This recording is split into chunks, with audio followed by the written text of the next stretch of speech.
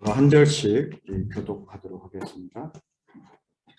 그러나 나의 종 너 이스라엘아, 내가 택한 야곱아, 나의 벗 아브라함의 자손아,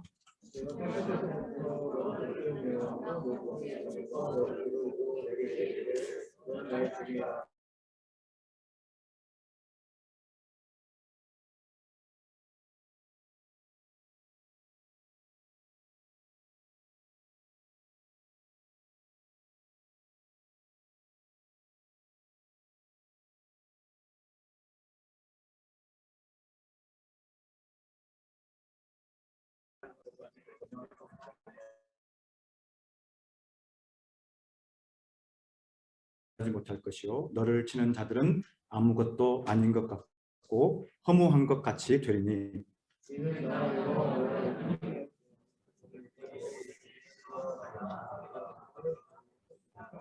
아멘. 네, 반갑습니다. CMI 장경환 간사입니다. 귀한 자리에 불러주셔서 감사합니다. 작년에 수요 열린 예배 때는 온라인으로 제가 영상 송출로 말씀을 전했던 것 같습니다. 귀한 자리에 불러주셔서 늘 감사하고요. 제가 저희 모임이나 또 섬기는 교회에서 말씀을 전할 때 이외에 다른 곳에서 말씀을 전할 교회들이 있는데, 특별히 캠퍼스에서 말씀을 전할 때가 저는 가장 행복하고 기쁩니다. 마음이 평안하고 내 집같이 고향집에 온 것 같은 그런 느낌이 듭니다. 오늘 올 겨울 들어서 날씨가 가장 추운 것 같아요. 또 기말고사로 열심히 수고하고 있는 학부생들, 또 대학원생들 주님의 이름으로 축복하고 응원합니다. 우리 옆에 분들 보시면서 한번 얘기해 주실까요? 내가 너를 응원하고 있어. 해주실까요? 네. 제가 응원이라는 단어를 썼는데요. 혹시 나는 응원하는 것에 익숙하다, 아니면 나는 좀 응원받는 것에 익숙하다, 제가 설문조사를 한번 하겠습니다. 자, 전자, 나는 응원하는 쪽이다. 한번 흔들어 보실까요? 높이. 오, 야, 이곳에 모인 분들의 응원 지수가 굉장히 높네요. 자, 반대로 나는 응원받는 것이 더 좋다, 행복하다. 그런 분들도 있죠, 그죠? 네, 제가 이 두 가지를 물어본 이유는 월드컵 축구 때문에 그렇습니다. 월드컵 16강 들어가기를 저는 간절히 응원했거든요. 제가 축구 보면서 이렇게 열심히 응원한 적이 2002년 이후로 처음이었습니다. 그날 예선 마지막 경기였는데 조별리그에서 안 될 줄 알았어요. 전반전 보고 끝났구나 싶었는데 갑자기 후반에 저도 알지 못하는 불확실한 확신이 생기기 시작했습니다. 그래서 16강 들어갈 수 있겠다 그러면서 굉장히 열심히 응원을 했는데 끝나고 보니 갔어요. 그리고 16강전을 치렀습니다. 어떻습니까? 여러분도 열심히 응원을 하셨죠? 네, 안타깝게 예상은 했지만 너무 아쉽게 졌습니다. 그래서 8강에 올라가지 못했는데, 저는 그 경기가 끝나고 선수들이 인터뷰하는 모습을 좀 봤습니다. 각자가 인터뷰를 하는데 어떤 내용이 제 안에 조금 다가왔냐면, 자기들이 최선을 다해서 혼신의 힘을 다해서 운동장에서 뛸 수 있었던 이유는 우리의 팬들과 국민들의 응원이 있었기 때문입니다. 그 응원이라는 한 단어가 저에게 꽂혔어요. 그러면서 이런 생각이 들었습니다. 우리는 모두가 다 응원을 하기도 하고 응원을 받기도 하는데, 하나님의 응원을 우리는 어떻게 받고 있는가? 우리를 응원하시는 하나님은 우리를 어떻게 응원하고 계시자 하는 하나님의 응원 구호가 갑자기 궁금해졌어요. 우리는 축구할 때 어떻게 응원하죠? 대한민국 하잖아요. 저희 자녀 중에 쌍둥이가 있는데 대한이 민국이에요. 그래서 아이들이 2002년에 태어났습니다. 늘 저는 그래도 대한민국이 저희 집에서도 밖에 나가서도 익숙한, 대한민국 하잖아요. 하나님 우리를 어떻게 응원하실까? 그렇게 좀 기도하고 묵상하는 가운데 오늘 말씀이 저에게 굉장히 깊이 다가오게 됐습니다. 오늘 우리가 읽었던 이사야 41장 본문은요, 이사야서가 1장부터 39장까지는 우리가 잘 알듯이 이스라엘에 대한 하나님의 책망과 회개의 메시지와 심판의 메시지가 이어지지 않습니까? 그런데 40장에서 새로운 반전이 일어납니다. 하나님께서 그 백성들을 다시 포로로부터 회복시키시겠다. 그래서 40장의 회복의 메시지가 이어지는데 41장 오늘 우리가 읽은 이 본문은요. 그러면 하나님이 그 이스라엘 백성들을 어떻게 포로에서 다시 데려오게 하는가 하는 그 예언의 말씀이 41장의 내용입니다. 자, 그런데 1절을 잠깐 보면요. 배경을 좀 잠시 살피겠습니다. 1절에 섬들아 내 앞에 잠잠하라 민족들아 힘을 새롭게 하라 가까이 나오라 그리고 말하라 우리가 서로 재판 자리에 가까이 나아가자. 하나님 지금 섬들과 민족들을 재판의 자리에 초청하고 계세요. 여기서 말하는 섬들과 민족들은 은유적인 표현인데 모든 민족들 만방의 백성들을 의미합니다. 하나님이 그들을 재판 자리에 부르세요. 재판의 자리는 어떤 자리입니까? 옳고 그름을 판단하는 자리이죠. 하나님 지금 그들을 불러서 무엇의 옳고 그름을 판단하려고 하시는가? 하나님이 행하시는 의로운 일이 무엇인가? 하나님의 의로운 일이 무엇인가를 그 만방의 백성들과 함께 지금 변론하기를 원하세요. 자, 그리고 그러면 하나님이 그 재판장에서 무슨 변론의 말씀을 하시는가? 2절, 3절인데요. 누가 동방에서 사람을 일깨워서 공의로 그를 불러 자기 발 앞에 이르게 하였느냐? 열국을 그의 앞에 넘겨주며 그가 왕들을 다스리게 하되 그들이 그의 칼에 티끌 같게 그의 활에 불리는 촉에 같게 하며 그가 그들을 쫓아가서 그의 발로 가보지 못한 길을 안전히 지켰나니. 여기 그라는 한 사람이 등장하죠. 누굴까요? 그 한 사람. 그 한 사람은 하나님이 동방에 넘겨주신 한 사람. 그가 왕들을 다스릴 것이라고 얘기하죠. 이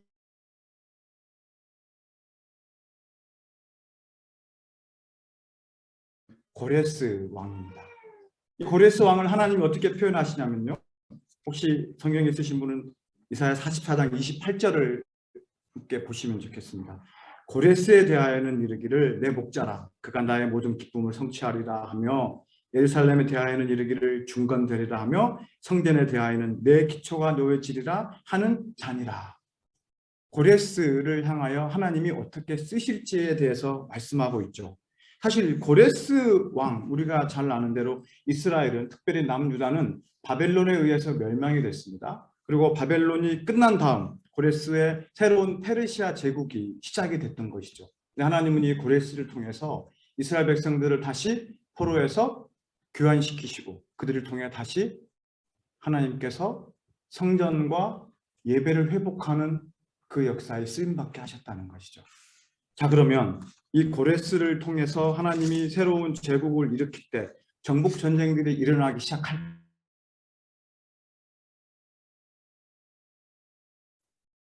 당시 고레스가 새로운 제국을 통해서 정복 전쟁을 일으킬 때 주변에 있는 나라들이 어땠을까요?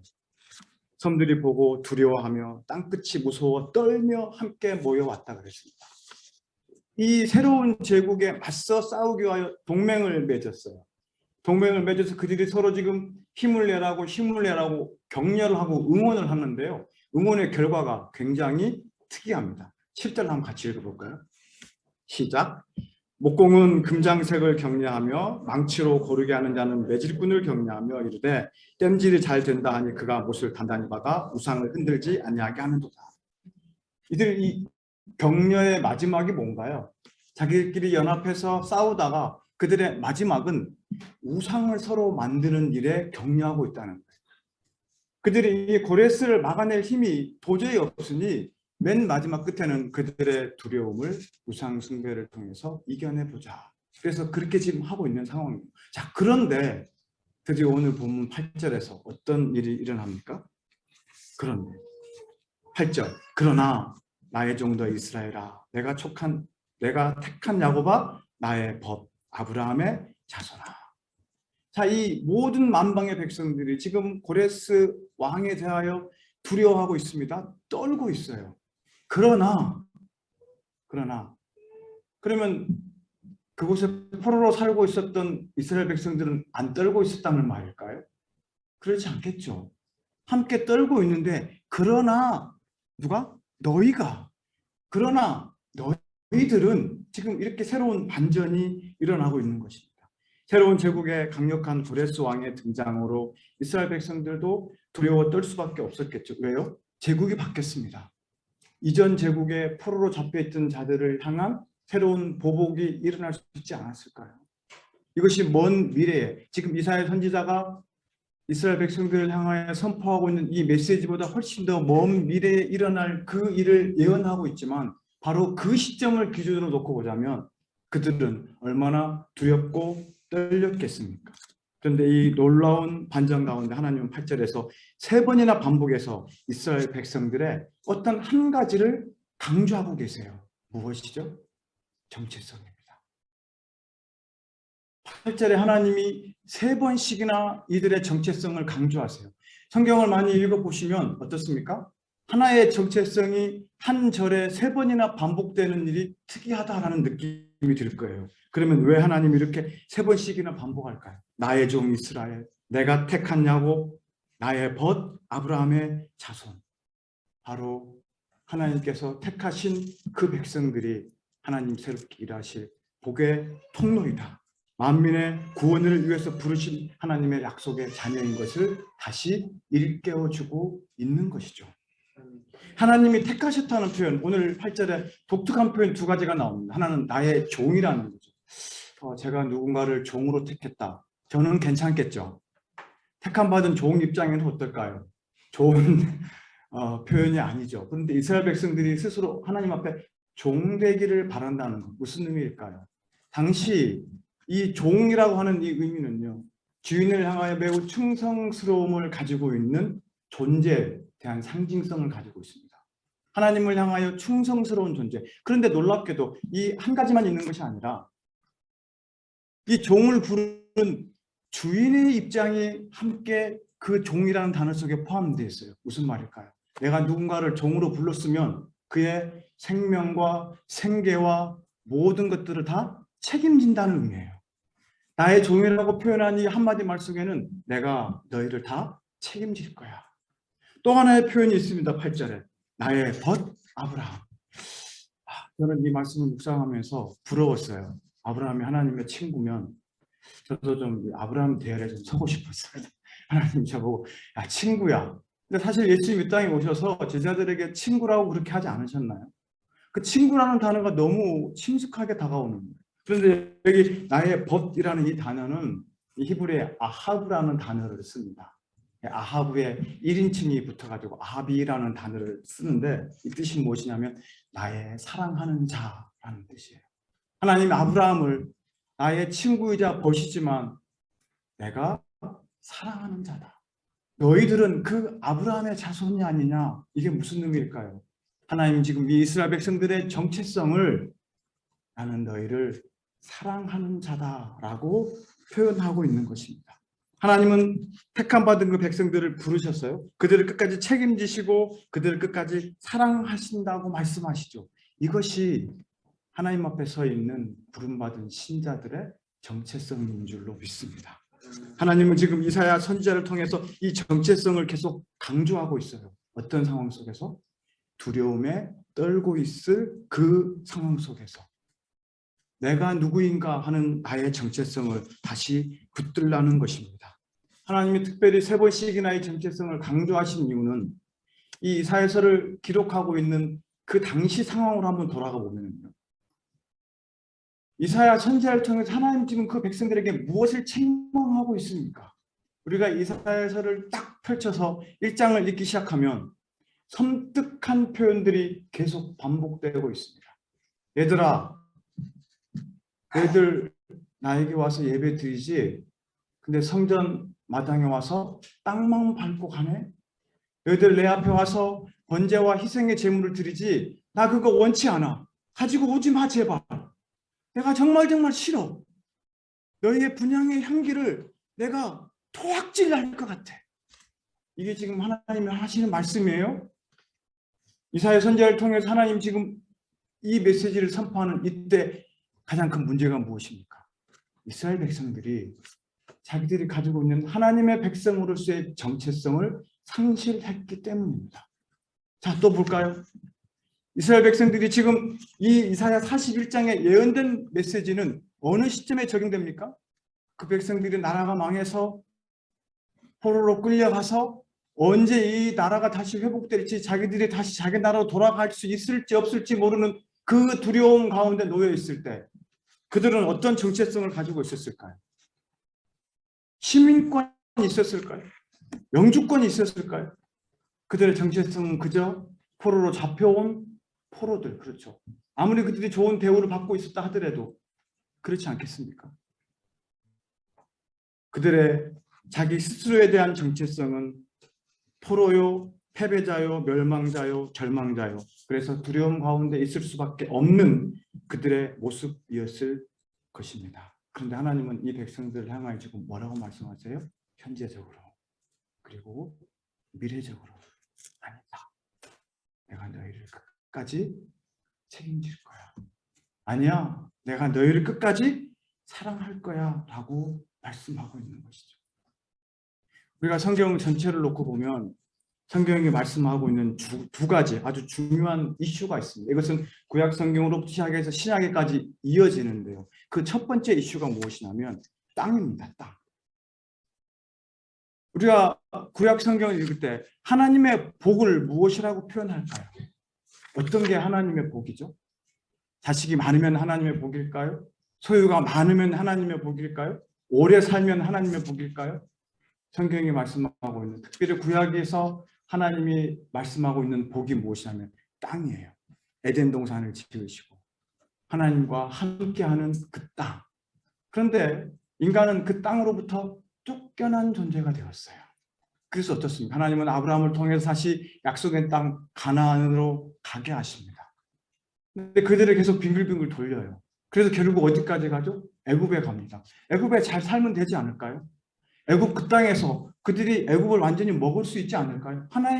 하나님이시라면 그렇게 할 수 있잖아요. 그런데 왜 다시 약속의 땅 가나안으로 돌아오게 했을까요?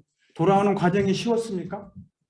말 듣지 않는다고 하나님 이렇게 때리고 저렇게 때리시고 이렇게 치시고 저렇게 치시고 우여곡절 끝에 여호수아를 통해서 그 땅에 와서 전국전쟁을 치르고 사사기를 거쳐서 왕정 시대를 거쳐서 또 어때요? 말 안 들으니 나라가 망해서 포로로 잡혀갔다가 하나님이 다시 그 땅으로 내가 돌아가게 할 거야. 왜 이 땅 문제를 가지고 땅땅땅 거리죠?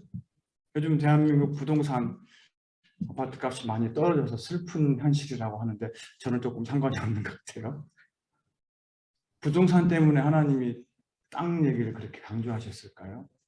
구약 성경에서 땅을 강조하신 그 땅이 그 백성들을 향한 영원한 안식의 터이기 때문에 그렇습니다. 영원한 안식.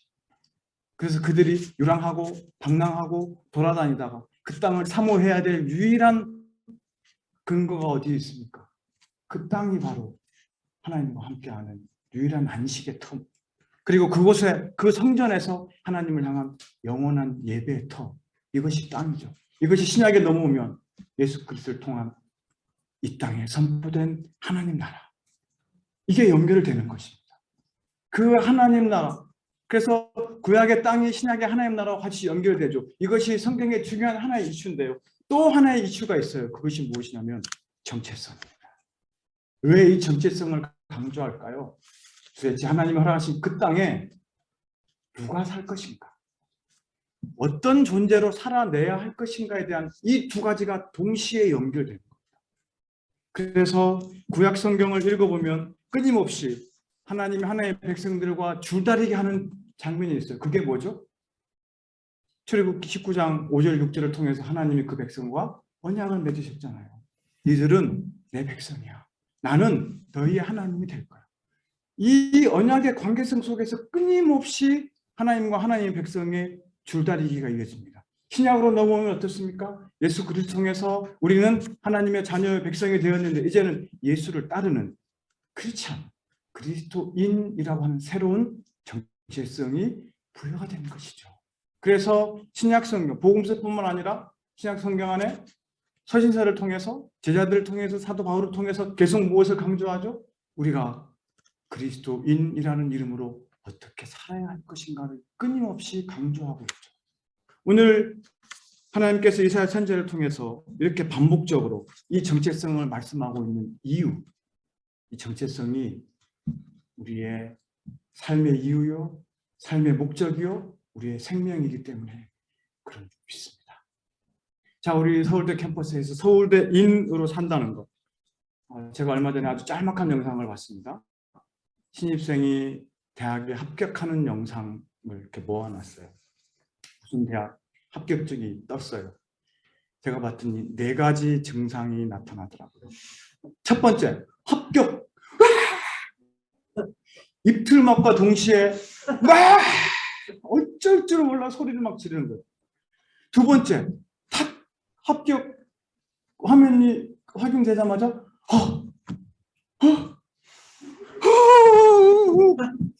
울음. 이 울음의 의미 아마 여러분 알고 계시죠? 서울대 합격했을 때 안 우신 분이 있을까요? 나 안 울었다. 한 분, 두 분, 세 분, 역시 나는 당연히 내 안에 서울대 피가 흐르고 있다. 이런 거. 제가 예전에 여담인데 미국 갔을 때 코카콜라를 아주 좋아하는 한 분을 만났어요. 그분이 이런 얘기를 하더라고요. 자기는 정말 코카콜라 회장을 존경한다. 왜 그러냐 그랬더니 그분이 그렇게 얘기를 했대요. 코카콜라 회장이 내 몸에는 코카콜라가 흐르고 있다. 그래서 그분을 좋아한대요. 어쩜 우리 안에도 서울대인의 피가 흐르고 있어서. 세 번째 합격의 특징은 무엇이냐면 합격 소식을 듣자마자 엄마를 부르는 장면. 얼마나 감격이 됐겠습니까? 서울대인으로서의 감격 엄청나죠. 제가 2007년도에 저희 학생들 6명하고 유학을 준비하는 학생들 미국에 한 달 동안 우리 한번 대학 탐방을 하자 그래서 프로젝트를 만들어 가지고 한 달을 미국을 갔습니다. 가고 싶은 대학 열심히 다녔습니다. 하버드에 가서 일주일 동안 머물렀습니다. 많은 선배들도 만나서 조언도 듣고. 근데 그때 한 가지 학생들과 미션을 했어요. 어떤 미션이냐면 우리가 2인 1조로 조를 짜서 학생들과 인터뷰를 하자. 그래서 우리도 알리고 학생들에게 배울 바를 좀 배워보자. 2명씩 짝지어서 이제 4팀을 만들어서 갔어요. 학생들에게 소개도 하고 이랬는데 돌아와서 아주 어려운 보고를 합니다. 어떤 보고냐면 소개를 하고 얘기를 했대요. 그랬더니 그 학생들이 이렇게 얘기를 했대요. 서울대가 어디 있는지 잘 모르겠다. 그래서 저희 학생들이 다소, 많이는 아니고요. 다소 충격을 받고 왔습니다. 그때 저도 이제 한 학생과 인터뷰를 이렇게 쭉 캠퍼스를 돌면서 갔는데 반바지에 슬리퍼를 신고 가는 한 분을 만났어요. 대학원생 같았어요. 그래서 제가 이제 그분을 반바지에 슬리퍼 쉽지 않잖아요. 그래서 만나서 소개를 하고 물었어요. 자기가 교수래요. 그래서 제가 깜짝 놀래가지고 좀 반가운 마음도 있고 살짝 두려운 마음도 있었습니다. 하버드 교수를 만나서 내가 무슨 얘기를 하지? 그래서 물었어요. 벌써 왜죠? 우리 흔히 물어보는 거잖아요. 그랬더니 이분이 대뜸 저에게 화를 내는 거예요. 굉장히 제가 민망함을 당했습니다. 그래서 화내는 이유가 뭐냐면 자기가 교수라고 밝혔는데 메이저를 물어봤다는 거예요. 교수에게는 메이저라고 물으면 안 된대요. 어떻게? Which department를 물어야 된대요. 제가 그 얘기를 듣고 당황했습니다. 내 영어가 짧아서 그랬나? 곰곰이 생각해 봤어요. 야, 이분이 하버드 대학의 교수로서의 자기 정체성 굉장히 대단했구나. 이 생각이 들었습니다. 우리가 가지고 있는 아이덴티티, 세상에 무엇과 비교할 수 있을까요? 우리는 우리의 정체성을 세상의 어떤 것과 주로 비교합니까? 우리 가까이 가족 안에서, 친구들, 학교에서 또는 대학원 연구실에서 아니면 사회생활 속에서 우리의 아이덴티티를 무엇과 비교하고 있죠? 우리가 오늘날 캠퍼스와 세상에서 이 그리스도인이라고 하는 이 정체성을 가지고 어떤 자세로 살아가고 갈 것인가? 얼마 전에 학부급에서 5년마다 실시하는 대학생 의식과 생활에 대한 조사 연구를 했습니다. 1000명을 조사를 했어요. 그랬더니 그중에 145명이 나는 기독인이다라는 응답을 했어요. 14.5%가 응답을 했는데 그들에게 다시 물었습니다. 당신은 어떻게 신앙생활 하십니까? 그랬더니 나는 주일날 예배를 드리고 말씀을 보고 기도를 합니다 라고 응답한 사람이 7%예요. 딱 절반인 거죠. 그럼 나머지 7%는 그냥 명목상 크리스찬 우리가 흔히 하는 말 가나안 성도, 거꾸로 하면 안나가 성도잖아요. 우리 캠퍼스에 이게 현실 아니겠습니까? 그런데 또 연구를 해봤어요. 그러면 그들은 왜 안 나가는가? 그렇죠. 그랬더니 가정 종교화 현상 때문이다라는 감정적 결론이 나왔습니다. 가정 종교. 나는 누가 종교를 물으면 우리 부모님이 다니기 때문에 난 기독교라고 얘기한다는 거예요. 그런데 나는 지금 안 나가. 이게 아마 지금 우리가 다니고 있는 이 캠퍼스의 동일한 현상이 아닌가 싶습니다. 그래서 우리가 그리스도인이라고 하는 이 정체성을 가지고 살아가기가 정말 힘이 들다. 왜 그럴까 생각해 보았습니다. 그래서 우리가 가지고 있는 복음 때문에 그렇죠.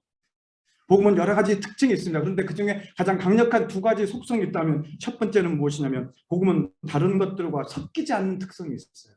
여기서 섞이지 않는다는 것은 무슨 의미냐면 우리가 옷감을 짤 때 시줄과 날줄로 이렇게 해서 옷감을 짜잖아요.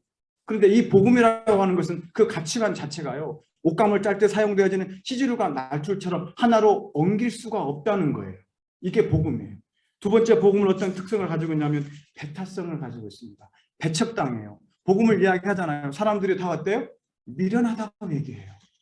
그러니 우리가 이러한 복음의 정체성, 그리스도인의 정체성을 가지고 캠퍼스와 세상에서 살아내는 것이 쉽겠는가? 쉽지 않겠다는 것이죠. 그러나 오늘 이 말씀을 통해서 우리는 그럼에도 불구하고 세상 가운데 눌리지 않고 두렵지 않고 살아갈 수 있는 그 이유 한 가지는 하나님이 우리의 정체성을 규정 지어 주셨기 때문입니다. 믿으십니까? 우리의 정체성은 내가 부여한 것이 아니에요. 우리의 부모가 부여한 것이 아니에요. 세상에 그 어떤 것이 부여한 것이 아니라 전능하신 하나님, 우리의 하나님께서 그 정체성을 부여해 주셨습니다. 너희들은 나의 사랑하는 자야. 너희들은 내가 택한 자야. 내가 책임지는 자야. 이렇게 말씀하고 있는 것이죠. 자, 그러면 이러한 정체성을 가진 하나님의 백성들, 그 백성들을 하나님은 어떻게 도와가고 계시는가? 우리 10절을 한번 같이 읽겠습니다. 시작. 두려워하지 말라. 내가 너와 함께함이라. 놀라지 말라. 나는 내 하나님이 됨이라. 내가 너를 굳세게 하리라. 참으로 너를 도와주리라. 참으로 나의 의로운 오른손으로 너를 붙들리라. 아멘. 하나님의 메시지는 너무나 심플하죠. 뭐죠? 두려워하지 말라. 놀라지 말라. 왜요?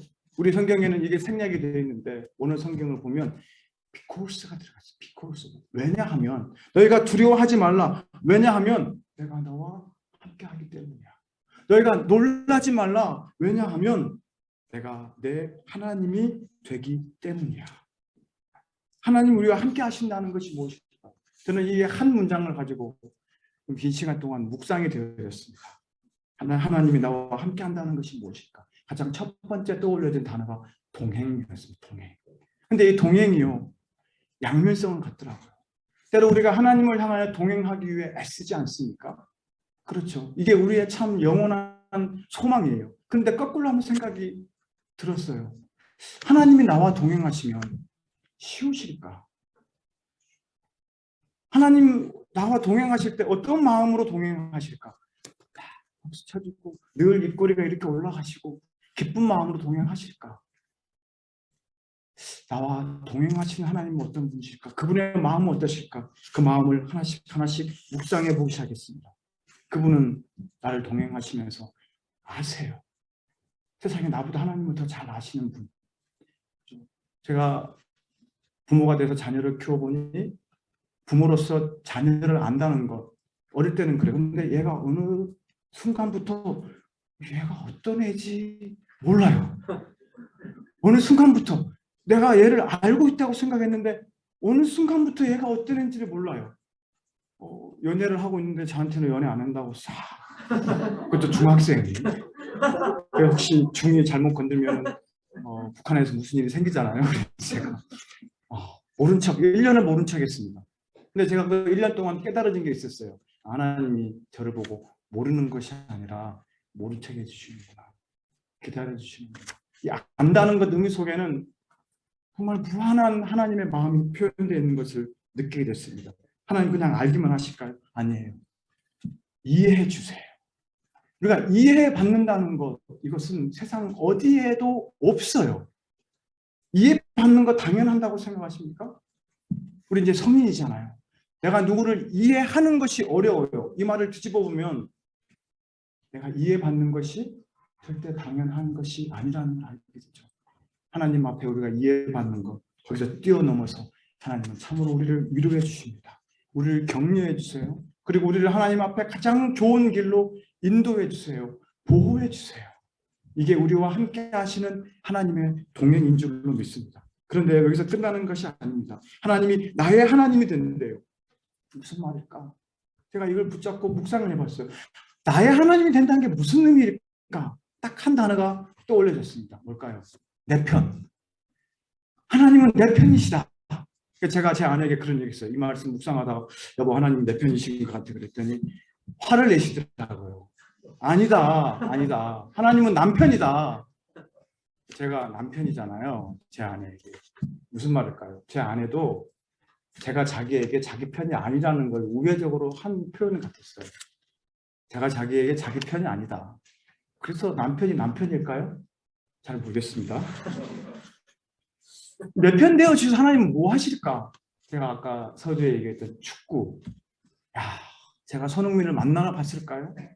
같이 뭐 사진이나 찍어 봤을까요? 근데 왜 손흥민만 나오면 눈이 벌게져서 대한민국을 외치면서 그죠? 왜 그럴까요? 손흥민이 제 편이 아닐지라도 저는 손흥민 편이에요. 이거 아닙니까? 하나님이 우리를 함께 하시며 응원해 주시며 내가 내 편이다 라고 말씀해 주실 때 그 이면 속에는 우리가 국가대표 선수 가슴에 태극기 붙어있다는 그 이유 하나만으로 목청껏 대한민국을 외치고 오피스 코리아를 외치지 않습니까? 근데 생각해 보면요. 우리의 가슴에 뭐가 붙어 있을까요? 우리의 심장에 우리의 정체성이 무엇을 규정하고 있을까요? 우리의 심장 안에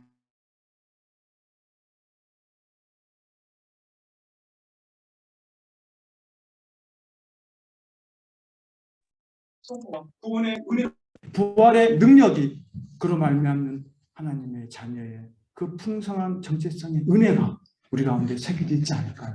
그럼 우리는 어떤 존재일까요? 하나님 보실 때 천국 대표 아닐까요? 천국 대표. 옆에 분에게 한번 얘기해 주시죠. 당신이 바로 천국 대표입니다. 믿으십니까? 당신이 바로, 제가 바로, 우리가 바로 천국 대표입니다. 저는 이 서울대 캠퍼스에서 이 천국 대표로 살아갈 때 우리가 하나님을 어떻게 붙잡고 살아가야 할 것인가. 마지막으로 제 얘기를 간단하게 하겠습니다. 저는 생긴 것이 좀 까칠하게 생기지 않았습니까? 제가 굉장히 좀 엄격합니다. 학생들에게 늘 엄격하게 양육하고 훈육하는 스타일이었습니다. 그런데 저희 지체 중에 한 자매가 조금 학교에 와서 공부하는 것이 힘들었어요. 저만 만나면 간사님 제가 졸업이나 할 수 있을까요? 학부 때 입에 달고 다녔어요. 간사님 제가 졸업이나 할 수 있을까요? 그래서 졸업을 했어요. 석사를 들어갔어요. 간사님 제가 논문이나 쓸 수 있을까요? 그리고 또 논문을 썼어요. 졸업이나 할 수 있을까요? 석사 마쳤어요. 박사과정에 들어갔어요. 간사님 제가 실험이나 제대로 할 수 있을까요? 막 실험하고 말아먹고 와서 하는 얘기가 그 얘기예요. 제가 어떻게 대응을 했을까요? 아마 앞에 계신 우리 신원석 간사님 저 온유한 미소로 막 이건 저하고 좀 거리가 멀어요. 근데 제가 이 지체와 함께하면서 그 마음을 배우기 시작했어요. 어떤 마음? 응원하는 마음. 제가 그때마다 기도하고 저도 모르게 믿음의 선언, 선포가 나오는 거예요. 그럼요. 졸업할 수 있죠. 하나님이 함께 하십니다. 하나님이 가장 좋은 길로 인도하지 않으실까요? 그 증거가 뭘까요? 지금 자매가 여기 있다는 이유, 그것이 바로 하나님이 인도하시는 증거 아닐까요? 그래서 지금 박사학위 마지막 논문을 쓰고 있습니다. 제가 좀 바뀌었어요. 엄격하고 까칠하고 이게 아니라 오늘 그래서 저는 이 10절의 말씀이 참으로 내가 너를 굳세게 하리라. 이것이 천국 대표 선수를 향한 하나님의 응원의 메시지로 우리 가운데 그렇게 선포되는 줄로 믿습니다. 우리가 이 하나님의 응원의 메시지를 들을 때요, 우리 안에 어떤 일이 일어납니다. 우리는 끊임없이 수많은 소리를 듣잖아요. 때로는 내 안에 속삭이는 소리들, 때로는 주변의 소리들, 그죠? 야유와 비웃음의 소리들, 비교, 받는 소리들 듣지 않습니까? 그런데 우리가 그런 소리보다 정말 더 들어야 될 소리가 뭘까요? 하나님의 응원 소리인 줄 믿습니다. 참으로 내가 너를 도우리라, 굳세게 하리라. 하나님의 음성을 듣고 나아갈 때 저도 그리고 우리 모두가 또한 이 캠퍼스에서 하나님의 응원의 메시지를 선포하는 새로운 이 시대의 붉은 악마가 되게 하실 줄로 믿습니다. 기도하겠습니다. 하나님 아버지, 저희를 향하여 끊임없이 응원하시고 격려하시는 하나님의 은혜를 붙잡게 하셔서 감사합니다. 우리가 두려움에 사로잡힐 때마다 저희를 지키시고 함께 하시고 참으로 내가 너를 굳세게 하리라 말씀하시는 주의 음성 앞에 저희가 설 수 있도록 도와주시고 이 음성 듣고 날마다 승리할 수 있도록 축복하여 주시옵소서. 예수님 이름으로 기도드립니다. 아멘.